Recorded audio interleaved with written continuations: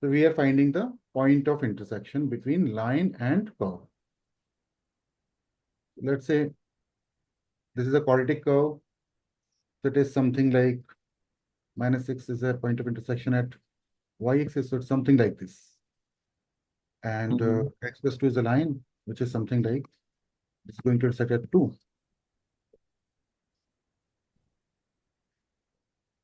Something like this.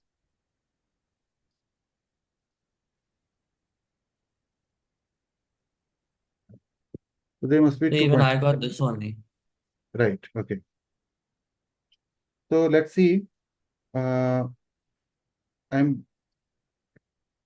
just solving them together, putting it equal to x plus 2.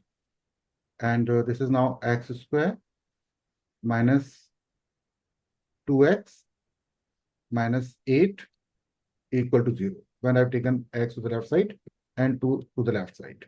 So I've got this single quadratic equation and I'm just solving this equation. So by Okay. factorizing. So Mm-hmm. here, product I need as -8 and sum I need as -2. So in So, this we get x plus 2 and x minus 4. sorry. In this we get x plus 2 and x minus 4. Okay. X, so -4 and +2, right? These are the two things. So x minus 4, x plus 2x minus 8, right?